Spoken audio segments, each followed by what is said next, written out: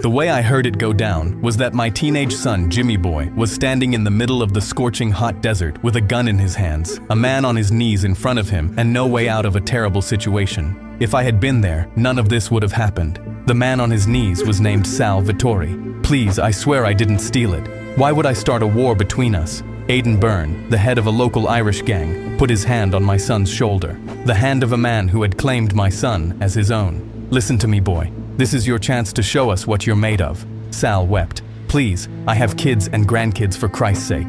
I never stole from your gang. Aidan's crazed, trigger-happy wife, Kaylee, stepped up beside them. Can we cut this one's head off and go bowling with it? Aidan laughed. Whatever you want to do, darling. Sweat poured down my lost son's face. His 17-year-old hands were shaking, and every part of him that was still human was in direct conflict with every part of him that just wanted to belong to something and be cool. My son stood up straighter and tried to dig deep and find what he thought was strength. He stood there for a long moment with the gun against Sal's head, and what I consider a miracle, he couldn't do it. His arm dropped. He stepped back and stared down at the ground in shame. I'm sorry. Aidan went ice cold. Then he did something that haunts me when I think about it. He put his hand against my son's cheek the way a father does, pulled him in and kissed him on the forehead. Aidan took the gun from Jimmy Boy's hands and passed it on to Kaylee. She took it with the manic smile of someone who lived to kill and got off on power. She pulled the trigger and emptied the clip into the rest of Sal just for fun. But they had literally no idea someone was watching, because behind a large rock 50 yards away, a man from the Riccozzi family saw the whole thing. From the angle where he was crouched down, Kaylee's smaller frame was hidden in front of my son's body. All he saw was a young man with a gun doing the shooting, and that's what he reported back to my handler, Lou Riccozzi. Lou called me immediately while I was waiting to see my doc. I got one last job for you. My little brother Sal was just taken out by the Byrne gang. Lou choked back tears. I had never heard him like that. I have a guy that told me some new recruit named Jimmy Boy did it. I want you to kill this Jimmy Boy fella and send a message. I'll pay you double your normal wage. This one's personal for me. You've taken good care of me all these years, so why not go out in a blaze of glory, right? That's the man I know. But before I even realized what I agreed to, Dr. Harding slid my medical file to me across his desk like he was handing me a parking ticket. I'm sorry to say it, but the X-ray shows that your tumor has grown to the point of no return. There's no easy way to say this. You probably have a week at most to live. I stayed still. Wasn't expecting to hear an expiration date on my life. We could try another round of chemo if you want. Up to you. Nah, I'll pass. I stood up. It's been good knowing you, Doc. Just a warning. You might start losing your faculties before you go. Enough with all the good news. He grinned as I left. I drove to my ex-wife Lucy's place the next morning. She opened the door, saw my face, and slammed it shut again. I stood on the porch and knocked until she opened up. Listen, I know you hate me, but I got a week to live. Probably less. Lucy's eyes were red from crying as I followed her in. Why do you look more sad than me? She fixed herself a drink. It's been 10 years. You really think I want to start opening up to you now? She had a good point. I'd carried the reason for leaving like a stone in my gut for a decade, telling myself it was the only way to keep them safe from what I had become. I just wanted to see you and James one last time. That's all. Well, you're gonna have to go to the Irish pub if you want to see him and call him by his new name. Jimmy Boy. I dropped my glass. You're crying because our son's trying to join the Irish Mafia? How did you know that? Don't worry about that. Why the hell didn't you stop him? Because he's completely out of control. Maybe if you had been around the last 10 years, he wouldn't be searching for a father figure. And why do you care all of a sudden? Because I've been hired to do one last job. Kill our son. She dropped her glass. I walked into the Irish pub with the intention of learning what was what and who was who, then letting my gun do all the talking. I sat at a booth and ordered a drink when Aidan approached me in the way dangerous men do when they're deciding whether you're gonna be useful or just a problem. How you doing? All right. You? I'm peachy. Thanks. Then the back door opened and Jimmy Boy walked in. I hadn't seen him in 10 years, and holy crap did he grow. He looked right at me, then looked away, not recognizing me at all. That one stung. He sat nearby and was wearing a Rams hat. Rams fan, huh? Yeah. Even his voice had gotten deeper. Have you always been a Rams fan? I love football. Cool. Jimmy Boy looked at me like I was a weirdo, then walked off. Aidan glared, then leaned closer to me. Why you trying so hard to talk to my son? Your son? Yeah. You some kind of perv? I shook my head. I'm getting a weird vibe from you, pal. I think you better see yourself out. I haven't finished my drink. Aidan got right in my face. I won't ask again. His henchman, Connor, approached from behind me with a menacing stare. It's ironic that you call him your son, since he's actually my son. By blood. Aiden sat back, waved Connor away, and smiled. Jimmy Boy turned towards me when he heard that and took a closer look. My dad's been dead to me for 10 years. You have every right to hate me, but I just want a few words with you, that's all. My son's eyes darted at Aiden, searching for permission. Aiden gave it to him. We sat in a booth, but Aiden and Kaylee were nearby, listening in. I just stared at him, taking in who he's become. Would you quit staring so hard? You're creeping me out. I leaned in closer to him. You mind if we go somewhere private? Yeah, I do mind. Aiden and Kaylee are my real parents. They actually care about me. I covered how much that one hurt. All right, so, how's school going? I dropped out in the 7th grade. I grinded my teeth. Why'd you do that? Because I felt like it. Take it easy with the attitude. I'm just trying to get to know you. It's way too late for that. What was your name again? I felt Aiden and Kaylee watching us from the bar, listening to every word. Look, just give me a chance to make it right between us. Let's go and get a bite to eat and let me explain some things. Aiden and Kaylee slid into the booth. I unhooked the leather strap on my gun holster. Do you mind? We're trying to have a conversation here. I heard, and I want to interrupt because while you're telling him about yourself and all that crap, I want to know, what do you do for a living?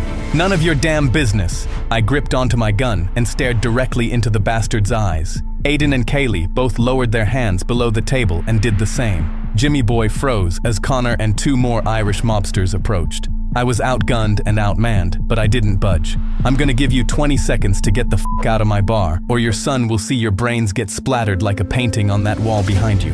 I thought about just going out, guns blazing right now, but remembered that I had to save my son, and this wasn't the smart way to do it. So, I stood up and started walking towards the front door. On my way out, I heard Aiden call me a muppet. I drove away with my hands gripped tightly on the wheel. My vision was getting blurry from the tumor pushing in on the back of my eyes. I was happy in a way though because I saw a flicker of curiosity in my son's eyes. That was all I needed. An hour later, I got an urgent call from Lucy. Someone's in my house. I'm hiding in the closet. Seconds later, I could hear the closet door swing open and Lucy scream out, "Get your hands off of me." I heard her get slammed down onto the hardwood floors, so I hit the gas and headed over to her house. By the time I had arrived, I found her in a daze on the floor, with a black eye and a busted-up nose. It was one of those Irish assholes. I tried to stop him, but he stole Jimmy Boy's birth certificate out of the safe. I helped her up and realized Aiden wanted to verify that I was Jimmy Boy's real father, and he got my real name. That meant Aiden would now easily find out that I was a hired gun for the Riccozzi family. Later that night, I followed the gang in their Cadillac to a house party across town and stopped at the dollar store on the way. I got a sombrero and a curled fake mustache. Not my most sophisticated disguise, but it got me through the door. I moved through the party with people giving me sideways looks, and I patiently waited for my opportunity. Jimmy Boy finally headed into the bathroom alone, and I followed him in and took off my disguise. Look, I just needed to tell you, I'm really sorry about everything I've done. I screwed up so bad, but believe it or not, I really do love the hell out of you, kid. And I want to make sure that you know what you're getting into. He was speechless. Then the door busted open, and a cute teenage girl barged in. Jimmy Boy smiled and wrapped his arm around her. "This is Kyler, my girlfriend." I shook her hand, choked back tears of pride. "It's great to meet you. This is my bio dad." I stopped cold. He called me dad. Yeah, bio dad, but I'll take it. Then I turned to see Aiden and Connor approaching, making their way through the crowd. As I was climbing out the window, I got my son's attention. If these people were your real family, they'd want the best for you. Just think about that. I snuck out before Aiden and Connor arrived, made it down the street, looked back, and saw my son standing on the balcony with his girlfriend. I smiled to myself. They make a great couple. I had a fantasy of them getting married one day, and I'd be there in the front row in my tux. Then a harsh pain coursed through my body, bringing me back to my ugly reality. I pulled up in my driveway and noticed that my front door was slightly open, and I heard faint sounds of strange classical music coming from somewhere inside my house. I don't own any classical music. I drew my gun, knowing full well that Aiden had sent one of his henchmen to take me out. Once he found out who I was, he sure as hell didn't waste any time. I entered my house and searched through the living room, then very carefully went down the hallway. I kicked open the door to the bathroom to see nobody. Then I shoved open the guest bedroom door to see no one. The eerie classical music was growing louder. Someone was obviously trying to bait me into a trap. Then I saw my bedroom door slowly creak open by an inch. The music was coming from my bedroom, and someone turned the volume up on it. I held my gun steady, kicked in the door, and rushed in to see no one, but a small Irish leprechaun doll sitting on my pillow, blinking and playing classical music through a speaker in its mouth. Out of the corner of my eye, I saw the bottom of my bedroom closet door, slightly open by half an inch. I swung the closet door open and stepped aside. A bullet flew past my head and went into the wall. The sound of it made me temporarily deaf. I saw a massive tattooed Irishman, so I disarmed his gun, aimed mine at his head, but he smacked my gun out of my hands before I could fire. We wrestled around the room and bashed into the walls and knocked over side tables. We landed hard on the ground with his weight crushing down on me. I had to ask, does this weird Beethoven Lucky Charms shit usually work for you? Yup, most people aren't smart enough to check the closet when they see his smiling little face. I kneed him in the nuts and he clawed at my eyes. I shoved his hand out of my face and bit his hand. He slammed an elbow across my jaw. Then I remembered that I had taped one of my strategically placed knives under my mattress. I grabbed it and stuck it through his chest. He stared into my eyes in shock. Who keeps a hunting knife under their bed? An ex-Marine with about 1,000 enemies. Makes sense. Good one. He died as his eyes stayed open and the eerie classical music still played from the leprechaun doll. A few hours later, after I cleaned everything up and iced my face, I started taking painkillers by the handful. My body aches were getting worse. I perked up a little when Jimmy Boy came over, looked around and sat across from me. What's with the heavy scent of pine sol and incense? I had the stench of an evil little leprechaun here earlier. Had to get rid of the smell. Can I get you something to drink? Soda? Water? How about a beer? Nope, you're underage. So look, I work for the Lou Riccozzi Mafia as a hired gun. His cousin, Sal, was recently killed by your Irish pals. Did you pull the trigger? I was supposed to, but I couldn't go through with it. Kaylee ended up doing it instead. I let out a sigh of relief. Jimmy Boy looked away, embarrassed. Look, this path you're on is no good, says the hired gun. I've made my own bad choices that you don't have to follow. All I want is for you to be safe. Come with me right now and let's skip town. I'll get you set up wherever you want. He shook his head. I'm sorry, but my whole life is here. I can't. Besides, I'm in love with Kyler. I was at a loss. I couldn't blame him for not wanting to leave. It just meant that the only way I could ensure his safety was to take out the entire Irish gang. All right, try to stay away from the pub until I sort this out. Aiden won't let me. If I spend the night anywhere else, he has Connor outside guarding me. He sees me like a son. Fine, but when guns go blazing, you need to find the nearest exit. You feel me? He nodded with fear in his eyes. I realized that I was better off at a motel, so I packed a bag and headed out. It wouldn't be long before Aiden sent another assassin once he finds out what I did to his guy. I settled in and returned Lou's call. Look, the situation just became a lot more complicated. What does that mean? I found out that Jimmy Boy wasn't the one that pulled the trigger. Kaylee Byrne is responsible. No, that can't be true. My sources have confirmed that it was Jimmy Boy. Your sources are wrong. Fine. Then I need you to kill Jimmy Boy and Kaylee and Aiden. I want all the leaders taken out. No one gets away with what they did to my brother. He hung up on me, and then I felt my hands start tingling. The body aches kept coming in waves in a battle with the painkillers. I tried to sleep it off, but all I did was roll around and soak the sheets in sweat. A couple hours later, Jimmy Boy called me. Aiden wants to bury the hatchet and have you come over to the pub for dinner tonight. He thinks we can all come to some sort of a resolution. Could he be any more obvious about this being a trap? There was dead silence on the other end, which told me that Aiden was probably standing right next to him. Tell him that I'd be honored to be his dinner guest. I quickly drove over to the Irish pub, parked in the back alley, and cut out their power with a remote device. Aiden, Kaylee, and Connor all came out front, guns drawn. I used the distraction to go around to the back of the bar and stash weapons in different hiding spots next to the dumpster. I headed out to my storage unit and loaded up on ammo and hardware. Lucy met me there. Listen up. After I take care of business over at the pub, I'm gonna need you to get out of town with Jimmy Boy and his girlfriend. I can set you up with enough money for a few years, and I have a friend in the Midwest that'll take you all in. She agreed. What are you going to do? What do you think? I took her hand. I want you to know that I never stopped loving you. The real reason I left was that I really felt that it was the only way to keep you and Jimmy safe and away from the life I've lived. I was wrong, and leaving both of you will be the biggest regret of my life. I hope one day you can forgive me. She wiped a tear away and hugged me. What I found out later was that before I arrived for dinner, Aiden pulled my son aside and told him that tonight was the night he proved himself worthy of the gang. One job: put a bullet in his father's head. I was a liability, and I had to go. And if Jimmy Boy failed, Aiden would take Kyler out, put a bullet in her head, and bury her in the desert. My son was 17 years old, and the man who'd been his whole world for the past several years was pointing a gun at the girl he loved and calling it loyalty. Aiden and Kaylee greeted me as I walked in. What are you drinking? Anything. Connor patted me down for any weapons and escorted me to a seat directly across from Aiden. Jimmy Boy sat near me as Connor and Dylan stood guard right behind me. Aiden sized me up as Kaylee gave me a drink. I twisted my glass to face the exact angle where I could see the reflection of Connor and Dylan standing behind me. Aiden tapped his glass to get my attention. Has Jimmy Boy told you how we met? Nope. It's a beautiful story. He was 9 years old and played baseball on my son's team. Aiden glanced over at a picture of Calvin, a cool-looking 9-year-old kid that looked a lot like Jimmy Boy. They used to be best friends. He used to come over to our house and the two of them would toss the baseball in the backyard for hours. Then our son caught an errant bullet from a drive-by. Chechen gangsters. 6 months later, I found every Chechen and their family members and removed them from the planet. Why the hell are you telling me this? I just need you to know that there's nothing I won't do to hold on to Jimmy Boy here. He's all we have left that reminds us of our lost boy. So, I'm gonna give you two choices. You can leave town and don't ever contact your son again. Or you can die a bloody, long, miserable death right here in this pub.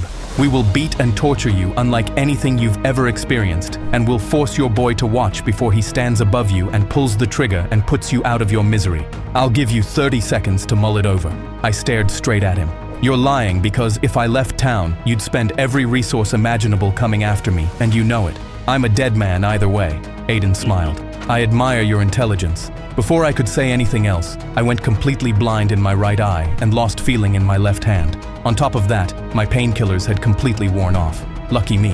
On the bright side, at least it wasn't my shooting hand that lost all feeling. All I can say is, you and your entire gang can all f off and die. And when you're all dead and buried, I'll stop by the cemetery every Sunday and piss on all of your graves. I smiled and pointed at Aiden. And I'll save an extra special treat for you. I'll shit all over your grave and sing an Irish lullaby while I do it. Aiden turned red, signaled to Connor with his eyes. Through the reflection of my glass, I saw Connor draw his gun and aim it at the back of my head. With all the energy I had left, I swung my arm around, knocked the gun out of Connor's hand, leaped over a table and rushed out of the back door. I ran out back towards an area near the dumpster, reached down and pulled out 2 handguns. I waited by the edge of the dumpster. Connor and Dylan came out, guns firing. A bullet grazed my arm. I blinked a few times and tried to get my bearings with only one of my eyes working. Severe pain was shooting up through my spine at random times. I gritted my teeth, aimed around the corner of the dumpster and fired back at their position. Connor and Dylan took cover behind the back door to the bar. Both of us traded gunfire back and forth several times. Then I ran out of ammo on both guns, dropped them, rushed around to the other side of the pub and took out another gun I had hidden under a garbage can. I waited for Connor to come around the edge of the building wall, then blew off his head. Dylan stepped out from behind the edge of the wall, and I took him out with a bullet to the eye. Kaylee came rushing out shooting a machine gun and screaming like an Irish banshee. She saw me and unloaded on my position. Tons of bullets ricocheted off of the back fence, the dumpster and the wall. I caught a bullet to the shoulder and another one to the side. I grimaced in pain as blood spilled out of me. I tried to hide behind the dumpster, but bullets kept bouncing off of everything. Then it stopped abruptly.